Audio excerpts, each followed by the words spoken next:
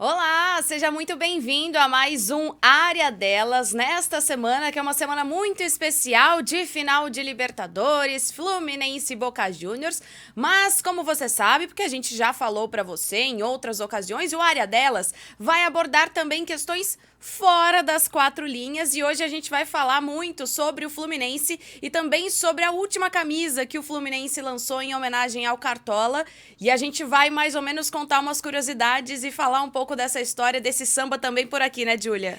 Oi, Aline, muito feliz de estar aqui de volta com você para falar de um tema que eu adoro, super legal, futebol e música. O Cartola é uma referência e agora a gente tem a principal data do futebol sul-americano no ano, né? Todo mundo fica esperando a final da Libertadores e há um mês, mais ou menos, o Fluminense lançou essa camisa em homenagem ao Cartola com as cores da Mangueira, né? O verde e o rosa, que inclusive ele participou da fundação da escola de samba e deu essas cores à escola em homenagem ao próprio Fluminense. Era um grande torcedor do clube, morou em Laranjeiras, nascido no Catete, mas no geral uma referência na música brasileira, um dos maiores que a gente já teve. E para falar com a gente sobre esse assunto, a gente traz o jornalista Anderson Baltar. Ele é carioca, sambista, âncora da Rádio Arquibancada, um programa que fala diariamente sobre carnaval e mestre e doutor em jornalismo. Anderson, seja bem-vindo ao Área Delas, é um prazer receber você.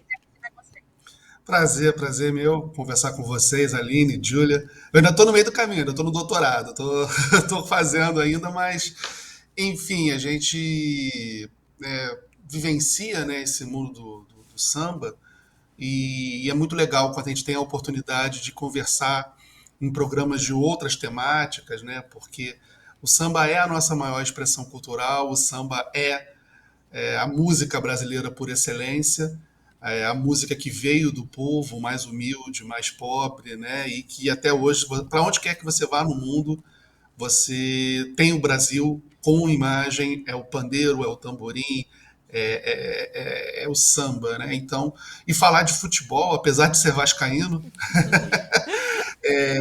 tenho uma admiração gigantesca, né, pelo Cartola. Não sou mangueirense também, torço para a União da Ilha, e apesar de não ser tricolor, fiquei muito feliz, fiquei comovido, né, com essa iniciativa do Fluminense. Não que eu vá comprar uma camisa do Fluminense, mas eu achei muito bonita.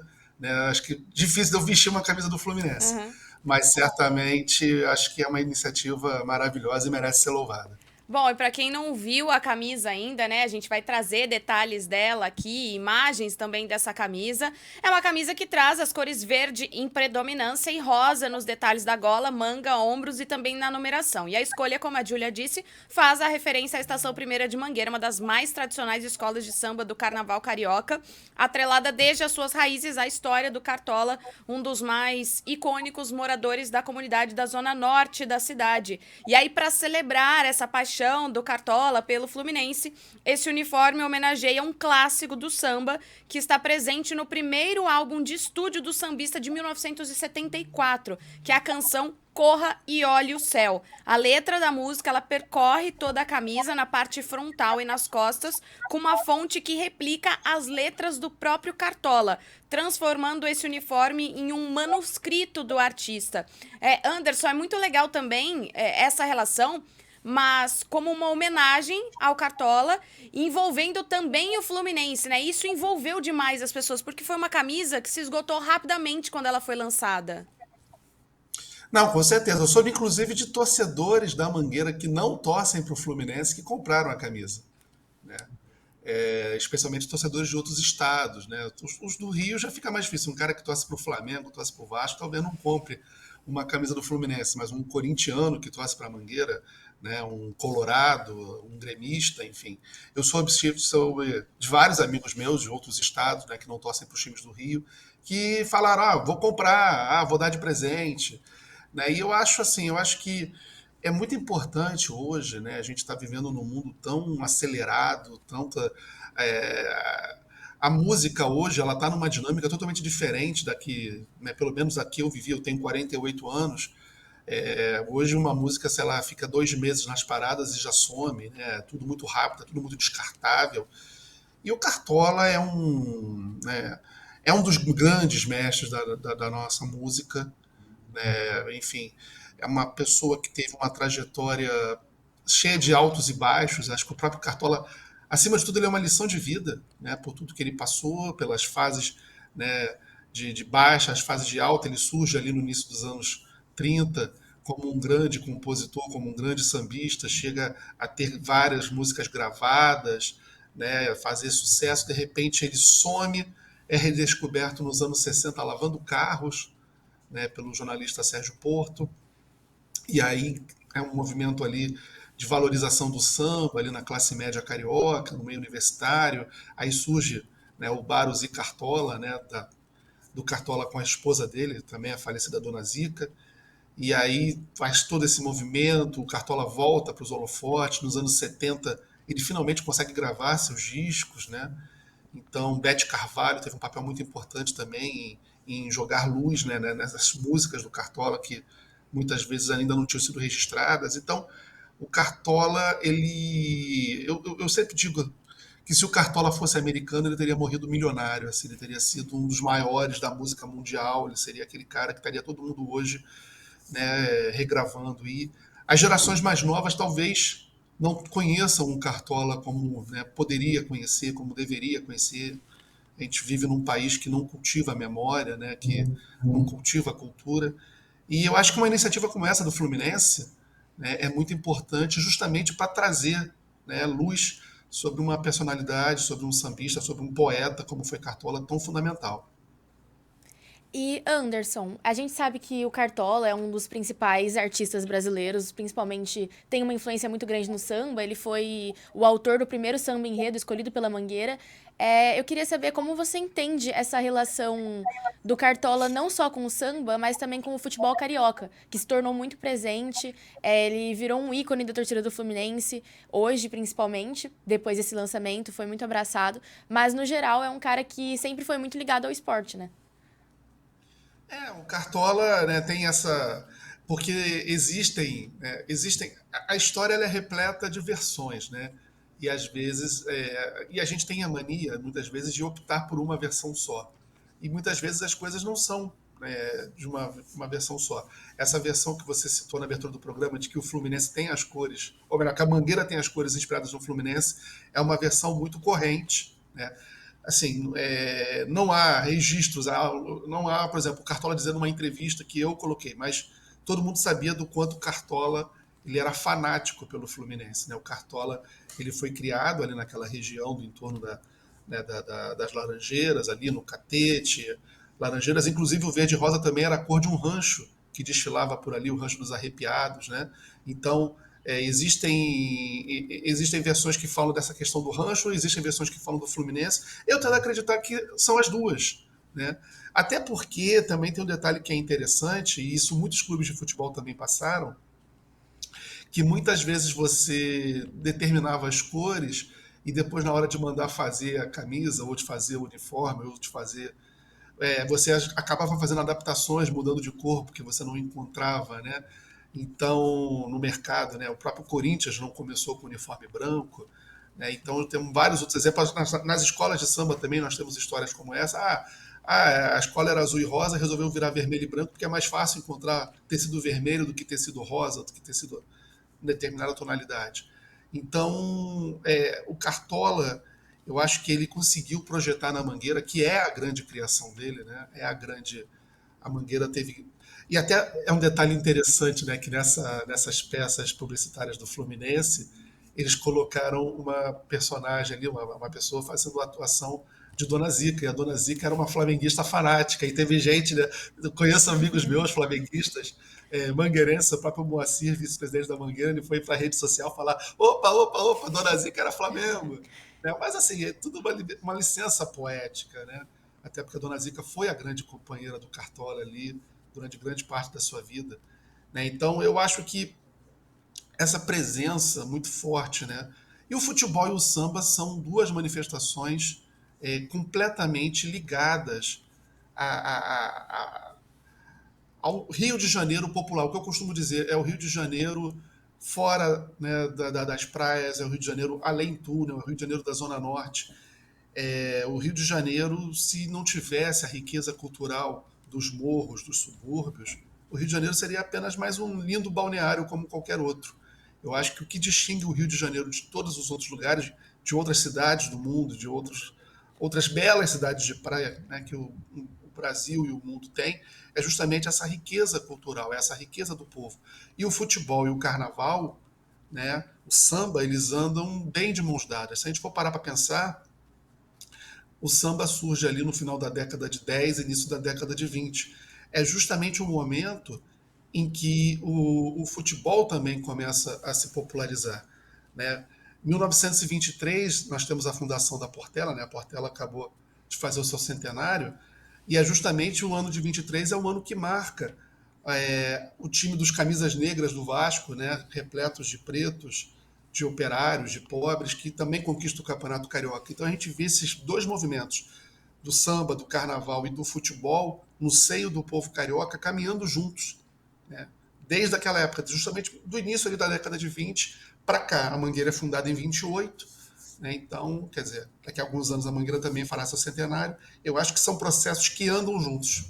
E a gente viu, enquanto o Anderson falava, as imagens dessa campanha, e foi uma campanha de muito cuidado, de muito detalhe. Eu acho que a campanha em si também chamou muita atenção, não só a camisa, que é muito bonita, é maravilhosa, mas também a maneira como essa campanha foi levada ao ar e que toca as pessoas. E tem um episódio muito legal que logo depois da contratação do Rivellino, em 1975, o então presidente Francisco Horta, ele quis dar uma incrementada para a estreia do jogador, que seria realizada em um sábado de carnaval, que era algo atípico na época e era um jogo contra o Corinthians.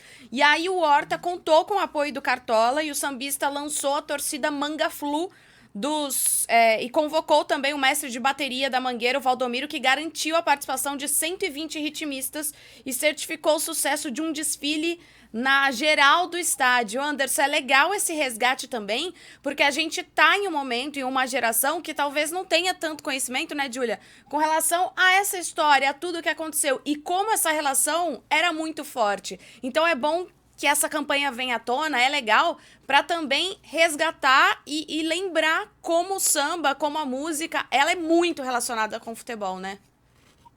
Não, o tempo todo, né? Se você citou esse exemplo, essa história, e é importante falar que a Mangueira é ali do lado do Maracanã, né? Dependendo de onde você sente ali no Maracanã, você até consegue ali ver Agora com o Maracanã antigo você conseguia ver, agora com aquela cobertura acho que fica mais difícil. Mas você conseguia ver ali um pedacinho do Morro da Mangueira. O Morro da Mangueira é ali do outro lado né, da linha do trem. Então, sempre houve essa relação, né? E justamente a geral era o espaço, né? Era o espaço do povão. Hoje a gente vê o futebol aí com ingressos a R$ 400, a gente vê tanta coisa acontecendo, né? Mas a gente justamente tem que olhar para trás e ver o quanto o futebol, né, tem a sua essência popular e talvez, né, estou aqui até fazendo um exercício, talvez os recentes insucessos da seleção, né, enfim, talvez tenham a ver até com essa desconexão mesmo que a própria seleção tem com o povo, né? Você vê que a seleção hoje, quando joga no Brasil, joga em estádios, arenas, com ingressos caríssimos. E naquela época, né, eu já ouvi de vários amigos da Mangueira os relatos de que era muito comum o pessoal descer do morro e ir lá para o estádio. A geral era baratinha, então juntava dinheiro ali, um arrumava com o outro e tal, o pessoal entrava, então ficava ali do lado de fora pedindo, pô, me arranja aí R$ 5 para entrar e tal, né? 5 na moeda da época, né? Uhum. Não era o real ainda. Então, e tinha um hábito, né? No Rio de Janeiro existia um hábito que é muito bacana, que as pessoas iam ao Maracanã independentemente do jogo que estava acontecendo. O cara era flamenguista e tinha um jogo do Botafogo, o cara ia lá e assistir, né? Até porque o Botafogo tinha Garrincha, né? Então as pessoas queriam ver os outros clubes, as pessoas queriam ver o Garrincha, o Milton Santos, o Zico, o Roberto Dinamite, o Rivellino no Fluminense, né? Então eu acho que a gente perde muito quando você afasta uma manifestação que é popular do povo, você aparta essa. O carnaval também passa um pouco por isso, né? Pela questão do preço dos ingressos ali, não ser talvez dentro da realidade de muita gente. É, pela questão ali, às vezes se pensar demais nas celebridades, nos camarotes e tal, e não valorizar tanto o sambista do morro, né, a passista, o ritmista, mas eu acho que a gente não pode perder isso de vista, especialmente para as novas gerações, né? Hoje tem uma geração nova aí que talvez não se interesse tanto por samba, não se interesse tanto pelo carnaval das escolas de samba. O pessoal gosta de carnaval, mas gosta de ir pro bloco, gosta de outra coisa. Eu acho que é importante a gente não perder isso de vista. É o que eu sempre digo, você não é obrigado a gostar, mas você tem que conhecer, você tem que saber o que, que é, né? Porque isso faz parte, isso é um traço da nossa cultura. Hoje a gente tem um movimento muito grande das torcidas, no Brasil, no geral, pegarem inspiração e ritmo de torcidas argentinas, sul-americanas no geral. E, por exemplo, o Vasco, que tem a música O Si Senhor, que é a Camisas Negras, né? O ritmo de Na Barreira Eu Vou Festejar também é inspirado. Só que as torcidas cariocas, elas sempre puxaram muito do samba. Então, domingo eu vou ao Maracanã, que as torcidas de Minas pegaram também pro Mineirão. A torcida do Palmeiras e do São Paulo tem aqui também. E eu acho que é um negócio que foi se espalhando pelo Brasil. Mas as torcidas cariocas fazem isso há muito tempo e eu acho que o samba resiste muito na arquibancada carioca ainda. Como você falou, a gente tem um aumento muito grande dos preços dos ingressos.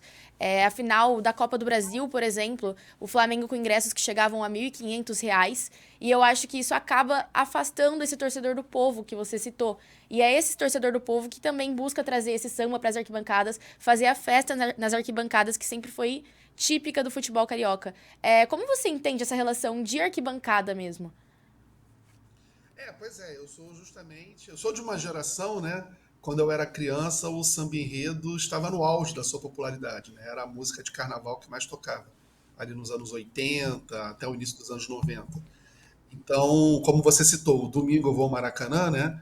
Até tem uma história curiosa. Essa música, o Neguinho da Beija-Flor, ele fez sobre encomenda de um amigo dele que tinha uma torcida do Vasco. Ele pediu para fazer a música, o Neguinho fez, e o amigo não gostou, assim, ah, não, tá bom, valeu. E aí o Neguinho falou, vou gravar, e se transformou nesse estouro.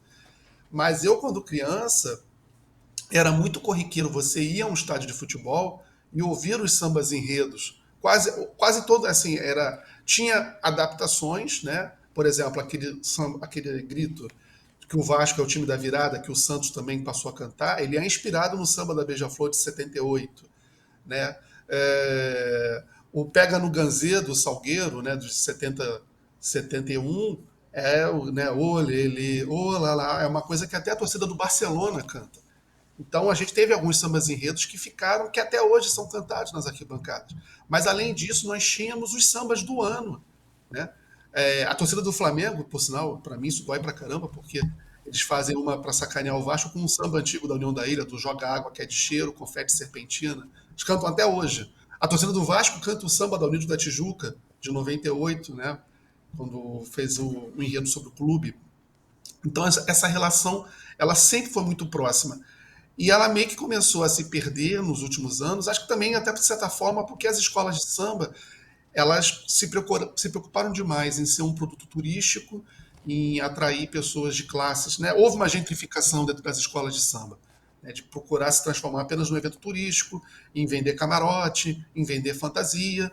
E hoje as escolas estão voltando, as escolas hoje têm uma preocupação maior com as comunidades, de colocar o pessoal da comunidade para desfilar, de ter projeto social dentro da quadra, mas a gente perdeu ali um gapzinho de 10, 20 anos, que eu acho que acabou fazendo o samba enredo sair um pouco do imaginário popular, né?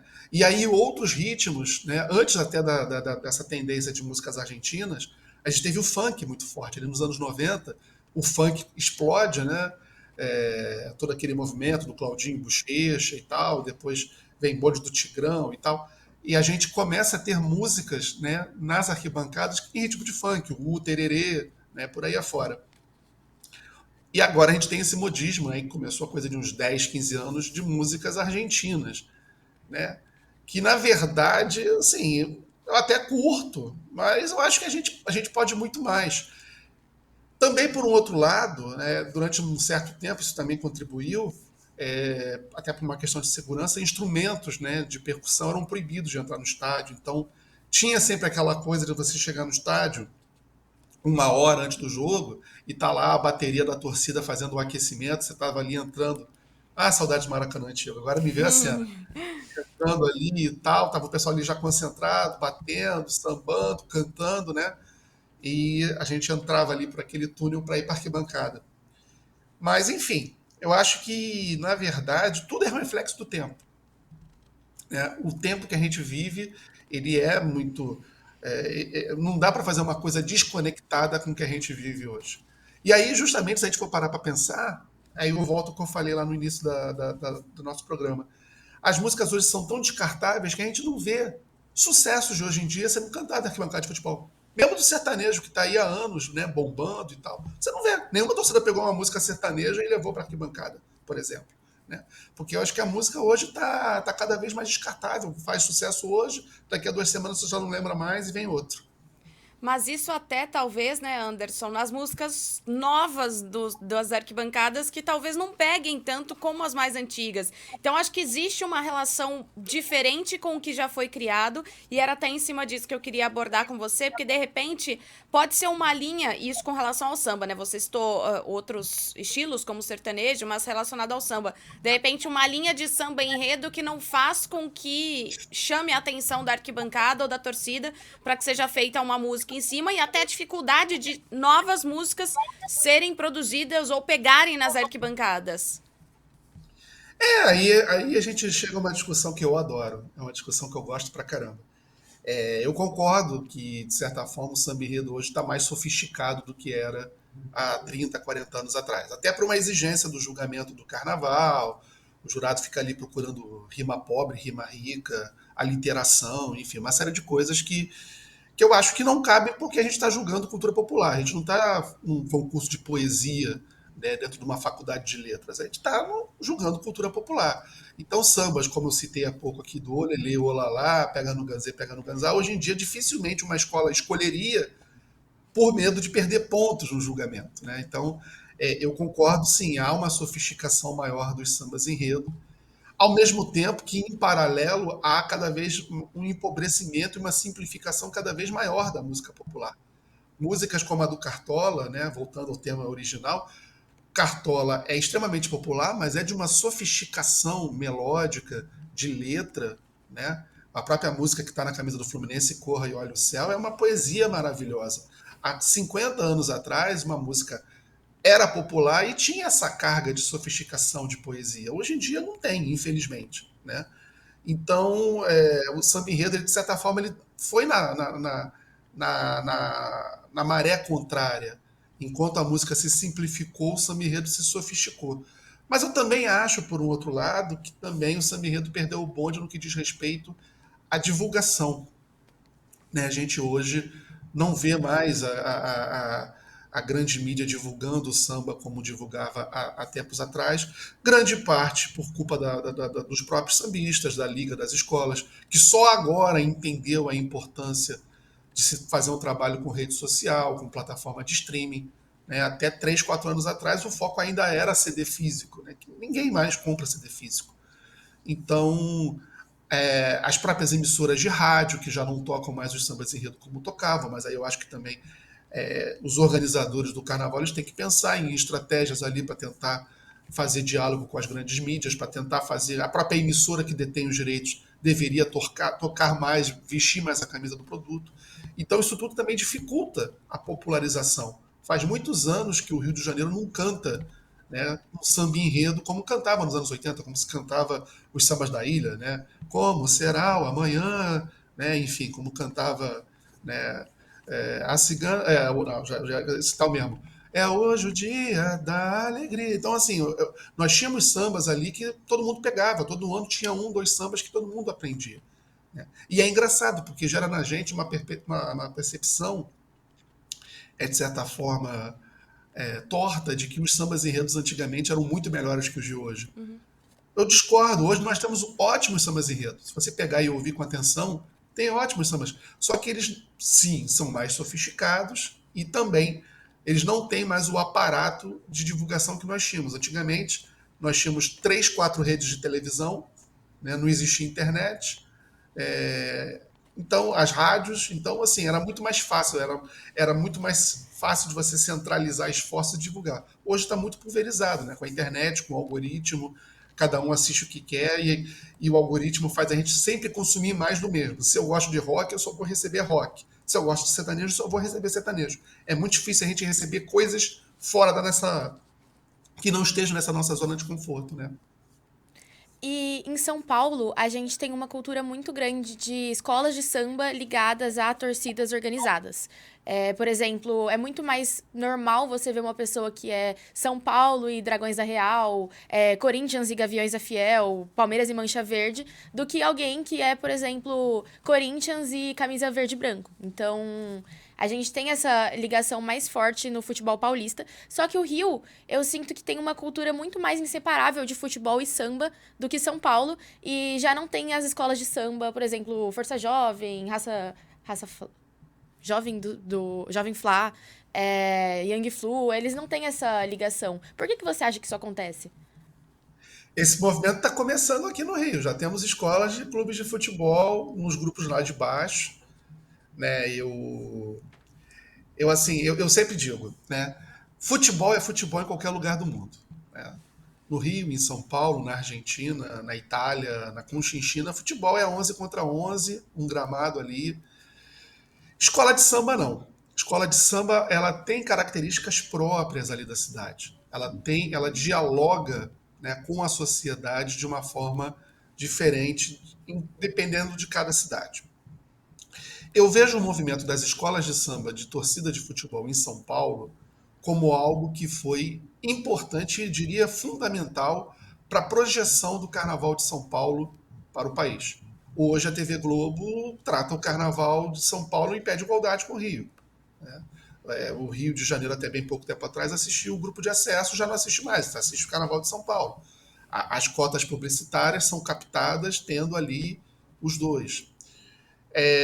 Então eu entendo no caso de São Paulo, talvez, né, eu já cobri o Carnaval de São Paulo por duas oportunidades, fui a São Paulo para o AMB na sexta e no sábado, e é nítido, né?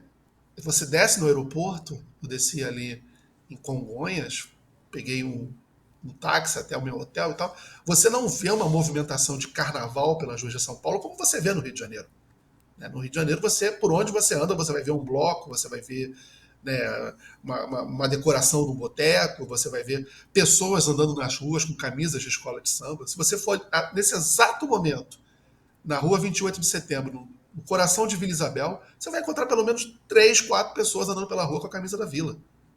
A mesma coisa na Ilha do Governador com a camisa da União da Ilha, a mesma coisa em Padre Miguel com a camisa da Mocidade. É uma coisa que é da cultura, né, do carioca. Por isso que eu acho que esse movimento de escolas de samba de torcida em São Paulo ele foi importante. Óbvio, tem que ter certas coisas ali me incomodam, né, a Gaviões não poder ter nenhuma fantasia verde. Eu acho que tem certos exageros, né? E o detalhe que você falou no Camisa, o Camisa é a madrinha, né, do Gaviões da Fiel, que é uma coisa muito louca, né? Uma escola que é verde, que apadrinhou o Gaviões na época que era bloco ainda. Então, eu vejo por esse lado, em São Paulo. Eu acho que fez parte. O Carnaval de São Paulo, das escolas de samba hoje, tem o destaque que tem, grande parte em função dessas escolas que, né, mobilizaram as pessoas por meio da paixão futebolística. O palmeirense pode não entender nada de escola de samba, mas ele quer que a Mancha Verde ganhe. Ele vai ligar a televisão ali e vai assistir o desfile da Mancha Verde. É a mesma coisa com o São Paulino. O São Paulo agora tem duas, né? Tem a Independente e a Dragões. Então eu acho que é um fenômeno mais de São Paulo. No Rio está começando. Tem aí já há alguns anos escolas ligadas aos quatro. Inclusive, vai estrear no ano que vem uma escola do América. Até o América já está fazendo essa movimentação. Mas eu não vejo com bons olhos. Eu acho que no Rio de Janeiro, eu acho que é uma coisa assim, é que eu falei no início. A gente tem modelos diferentes. Aquilo ali não cabe para o modelo do Rio de Janeiro. O desfile das escolas de samba do Rio de Janeiro é a maior competição interbairros do mundo, né? É uma competição interbairros, se você for parar para pensar, né? A Portela representa a Madureira. A Portela e o Império Serrano hoje está no acesso, mas assim, quando a Portela pisa na avenida, é Madureira que está ali. O cara que está no boteco em Madureira, a dona de casa que está vendo pela televisão, o taxista que mora em Madureira, está todo mundo ligado. Assim, não, é o meu bairro. O mundo todo está aplaudindo Madureira. Vem gente do Japão, né, que a Portela, inclusive, tem consulados aí pelo mundo, né? Tem um grupo de torcedores portelenses no Japão que se reúne para falar de Portela, para ouvir samba da Portela, para cantar samba da Portela, e que os caras, na hora do desfile, ou vêm pro Rio, ou ficam de lá assistindo.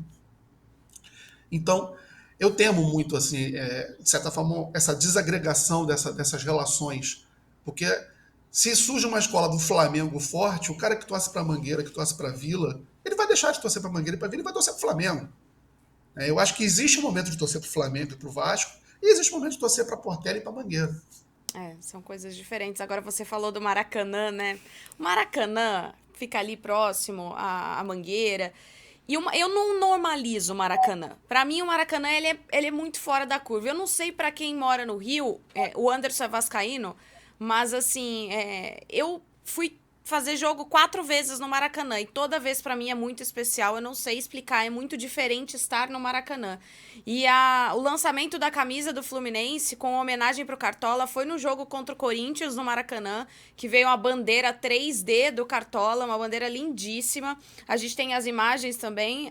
O artista plástico foi o Marcelo Mente, junto com o mosaico em volta dessa bandeira. Ele que fez o desenho do mosaico do Fred e também o painel do Carlos Castilho no CT.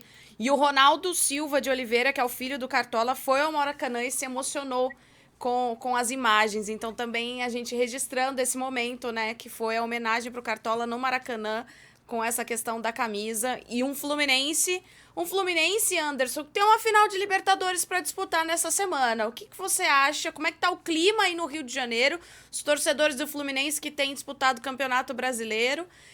Como é que tá o clima para esse clube conquistar um título inédito da Libertadores?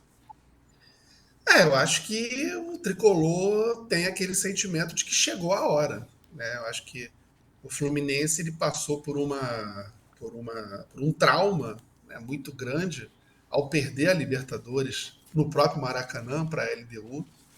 E óbvio, né? A gente sempre os torcedores rivais sempre pegam no pé dos tricolores ao dizer que eles não têm títulos internacionais, né? Porque o Flamengo já ganhou 3 Libertadores, o Vasco, né, ganhou em 98, mas tem aquele campeonato sul-americano de 48 que também foi reconhecido, né? O Botafogo já ganhou uma Copa Conmebol, que hoje seria a sul-americana, e o Fluminense ainda não tem um título internacional. Então, eu sinto nos tricolores ali uma gana, uma vontade imensa de soltar um grito, né, que está ali entalado, né, na garganta. Eu tenho amigos tricolores, muitos amigos tricolores, que estão, né, numa tensão. Por um outro lado, eu tenho sentido eles meio tensos com as últimas atuações do time, né? Assim, Sim. especialmente, né, o jogo do Goiás, eu vi muito tricolor reclamando: se jogar assim não ganha do Boca. E o adversário é um adversário bem espinhoso, né? O Boca Juniors é um time que a gente nunca pode desprezar. Está chegando aos trancos e barrancos, empatando, ganhando nos pênaltis, né? Mas, né, tirou o Palmeiras, né? Todo mundo imaginava que teríamos uma final brasileira no Maracanã. E seria muito legal uma final, né, do eixo Rio-São Paulo no Maracanã. Teríamos aí uma invasão palmeirense, mas teríamos uma invasão argentina, né?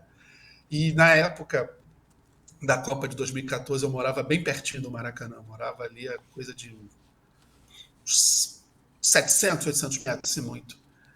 E os argentinos invadiram. Nossa, eles estavam ali assim, 9 horas da manhã, eu saí para comprar pão, já tinha argentino na esquina, cantando, pulando e tal.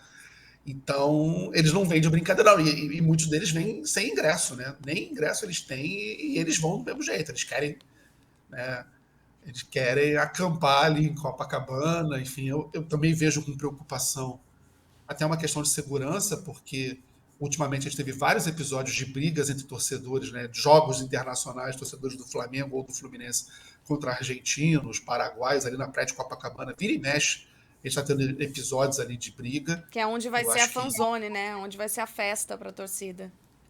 exatamente. O Rio já passa por um momento bem complicado de segurança pública, né? Então eu acho que a gente tem que ter uma atenção, tomara que nada aconteça, tomara que vai ser um jogão, vai, eu não tenho a menor dúvida, né? Vai ser um jogão. Mas assim, eu espero, né, que nada de mais complicado aconteça, que seja uma bela festa, né, e que o melhor vença, né? Dizer que eu vou torcer para o Fluminense seria muita hipocrisia. Eu não vou torcer para o Fluminense. Eu quero que o Vasco já não me dá muitos motivos para encarnar nas pessoas. Se eu não continuar chamando os tricolores de Virgem das Américas, eu não sei o que eu faço.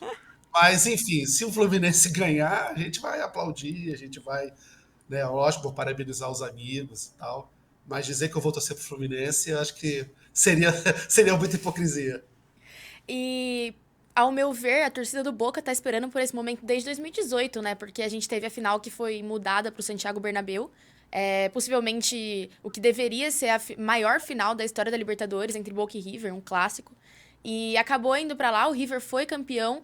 E agora a torcida do Boca Juniors, que não pode ir de visitante nos estádios argentinos, não tem torcida visitante no Campeonato Argentino, eles têm esse anseio pelas competições internacionais, né? Pra poder viajar, pra poder ver o time jogar. Então, em São Paulo, pro jogo contra o Palmeiras, eles chegaram em mais gente do que caberia no estádio, muita gente sem ingresso, e pro Rio de Janeiro são estimados mais ou menos 150 mil argentinos, que é muita coisa, Sim. né? Assim, uma movimentação muito grande da torcida. As torcidas são muito diferentes. A torcida do Boca é uma barra brava, né? A 12, a principal organizada do time, que vai cobrir um dos setores atrás do gol do Maracanã. E quem faz a recepção do Boca Juniors no Rio de Janeiro vai ser o Vasco. Eles vão treinar no CT do Vasco e o Vasco, quando precisa jogar na Argentina, também é recebido pela 12. Eu queria saber o que você acha dessa movimentação grande, como vai estar o clima, a chegada dos argentinos. Eu imagino que as outras 3 torcidas vão estar simpatizando bem com o Boca, né? Na próxima semana, torcendo bastante, o Vasco, o Botafogo e o Flamengo. Mas acho que vai ser um clima bem interessante essa final, principalmente por tudo que tem acontecido, como você falou, as brigas entre torcidas brasileiras e argentinas. Pois é, eu acho que foi, se eu não me engano, na final da Copa vieram 200 mil argentinos e a grande maioria deles sem ingressos, né? Na verdade, a minha grande curiosidade, porque os setores norte e sul vão ficar, né, um com cada Uhum. torcida, e os setores ali na beira do gramado são setores de livre venda de ingressos. Eu desconfio que grande parte desses ingressos devem estar na mão de flamenguistas. Até porque já havia uma expectativa, a venda, né, foi aberta com uma certa antecedência, havia uma expectativa dos flamenguistas de chegarem a uma final na Libertadores no Maracanã, que também é praticamente uma obsessão do Flamengo querer ganhar uma Libertadores no Maracanã. Mas eu acho que vai ter. Eu tendo a acreditar que o Fluminense, no mínimo, vai jogar no estádio dividido. Ele não vai ter, né, a prerrogativa de jogar em casa, exatamente. Por exemplo, se a final fosse contra o Atlético Nacional, aí o estádio todo seria do Fluminense. Né? Mas eu acho que não. Eu acho que vai ter, independentemente, né, da maioria esmagadora de torcedores do Boca que ficarão do lado de fora sem ingressos, né? Mas eu acho que o Fluminense vai encontrar uma atmosfera, mas também, por outro lado, eu vejo com uma forma positiva isso, sabe? Eu acho que muitas vezes você decidir em casa com o estádio todo teu acaba trazendo para os jogadores uma responsabilidade, um peso maior. Sim. Talvez tendo uma torcida ali dividindo, né? Isso eu imagino, eu falo, né, fonte e vozes da minha cabeça, mas assim, é o que eu sinto. Por exemplo, e essa é uma característica do futebol carioca. Você tem um Vasco e Flamengo, você tem um Fla-Flu, o estádio está dividido, que é uma coisa que infelizmente não acontece mais em São Paulo, não acontece mais em Minas, né? Não acontece mais no Rio Grande do Sul. Rio Grande do Sul é, até tem um trecho ali da arquibancada que é mista, mas é geralmente 90-10. E não, o Vasco e Flamengo teve aí na semana passada, era meio a meio. A torcida do Vasco grita, a do Flamengo grita mais. A do Vasco vai por cima, a do Flamengo. E eu acho que esse é o tipo de situação, desse embate ali de torcidas, que pode fazer os jogadores do Fluminense, né, terem aquele gás a mais ali naquele momento. Importante também dizer que o Fluminense tem um time muito cascudo, né? Tem jogadores experientes, né? O Cano, o Ganso, o Marcelo. Então o Fluminense é um time de jogadores ali rodados, né? Não é um time de garotos ali que pode chegar no momento e ali tremer. Tem o André que é jovem, mas que joga como se fosse um veterano, né? o controle de jogo que ele tem, né? Temos o Keno em boa fase. O Fluminense tem um time muito bom, muito qualificado. Eu acho que se a gente for colocar, né, no papel ali, na análise, por exemplo, se eu fosse jogar na Bet, né, eu apostaria no Fluminense, lógico, Uhum. mas o Boca é o Boca, né? O Boca a gente nunca pode desprezar, né? Como você bem falou, né? Desde 2018 estão esperando por esse momento, né? Enfim, que é aquela final totalmente, né? Totalmente tumultuada, né? Com o River, que acabou indo parar na Espanha. Eu acho que vai ser um jogo muito interessante. Eu acho que vai ser um jogo. Eu acho que vai ser um jogo nervoso, vai ser um jogo estudado, vai ser um jogo ali brigado, mastigado. E quem errar menos vai ganhar. Eu não acredito que seja um jogo de muitos gols. Eu acho que vai ser 1-0. Vai para prorrogação. Se for para prorrogação, pênalti, aí pro Fluminense fica complicado, porque o Boca já está acostumado com essa dinâmica. Mas eu acho que vai ser ali, vai ser no detalhe. E o Fluminense, desde que a final da Libertadores virou única, é o primeiro clube que vai jogar uma final em casa, né? Porque joga no Maracanã, tem o mando de campo do Maracanã. Então, por isso que o Anderson também citou essa questão da responsabilidade. Pra gente fechar, Anderson, como é que é ver Germancano do outro lado, artilheiro da Libertadores e com a possibilidade de ser campeão? Eu já superei. Esse ex eu já superei, né? Tem aquela coisa, né? Ah, não, já superei. No início incomodava. Cara, o Cano é um jogador incrível, né? Um jogador que coisa, coisas do futebol, né? Ele nunca conseguiu ter uma carreira lá fora. Eu acho ele um jogador no nível de jogar Premier League, de jogar La Liga, sabe? Cara, ele é um jogador que decide o jogo. É um jogador que tá ali no cantinho dele, você nem se lembra que ele existe, e de repente ele é pra lá, pum, botou. O Romário era mais ou menos assim, lógico, longe de comparar, né, o Cano com o Romário. O Romário era extraterrestre. E essas coisas entregam a idade. Eu vi o Romário jogar no sub-20 do Vasco. Então, assim, eu acompanhei bem a carreira do Romário. Mas eu acho que eu já superei. Eu acho que se o Cano. Eu fico feliz, né? Já aconteceu, óbvio, né? O Fla-Flu nesses anos estadual, eu tô Uhum. sempre Fluminense, né? Então, assim, vendo o Cano ali fazendo L e tal, já não me agride. Até porque o Vasco hoje também encontrou um bom centroavante argentino também. Aí o Verratti tá passando por um pequeno jejum de gols, mas logo volta. Mas eu acho que o mais importante de tudo, e eu acho que é legal falar isso, é ver que o futebol carioca, que ficou muito tempo em baixa, deu uma levantada. A gente tem o Fluminense numa final de Libertadores, o Flamengo ganhando bastante nos últimos anos, o Botafogo muito bem, acho que só por uma tragédia o Botafogo perde o Campeonato Brasileiro. O Vasco, aos poucos a gente chega lá. Aos poucos a gente chega lá, né? Tá jogando de igual para igual, já ganhamos do Fluminense, metemos 4 neles. O Flamengo a gente levou um azar no último jogo, não merecia ter perdido, mas enfim, é do futebol. Eu acho que o mais importante, né, e com essa situação que o futebol brasileiro hoje está, né, das SAFs, né, dos investimentos que são cada vez mais altos, eu acho legal que a gente tenha um campeonato competitivo, que tenha 10, 12 clubes disputando, né? Eu via com muita preocupação o cenário do futebol brasileiro estar sempre, ou é o Flamengo ou é o Palmeiras, ou é o Flamengo ou é o Palmeiras. É bom abrir. O Fluminense, falando de uma forma bem racional, o Fluminense ganhar a Libertadores, o Botafogo ganhar o Brasileiro, o Fortaleza ganhar a Sul-Americana, é bom, que abre o cardápio. Né? Eu acho que todo mundo ganha com isso. Conversamos aqui no Área Delas com o Anderson Baltar, jornalista, nosso papo de samba, futebol, Fluminense, Libertadores. Anderson, queria te agradecer muito por participar aqui do programa com a gente. Eu que agradeço o convite, estou à disposição sempre. Né? E se vocês quiserem conhecer um pouquinho mais do samba de carnaval, entra lá na Rádio Arquibancada, o nosso site com a web rádio, nosso canal no YouTube, a gente quase todo dia falando, né, de carnaval. Tá chegando, tá, né? Acabou a Libertadores, a gente já vira a chave, já vamos todo mundo falar de carnaval. Tá chegando ali, né? Já vão sair os sambas pro próximo ano. E é isso. Obrigado, foi um prazer conversar com vocês.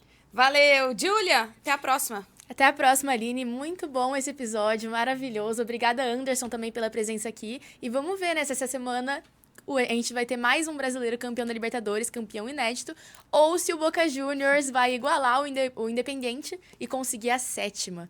É isso. Bom, se você ainda não se inscreveu no canal do Denilson Show, se inscreva, ative o sininho para ficar por dentro de todo o nosso conteúdo por aqui. Um beijo e até a próxima.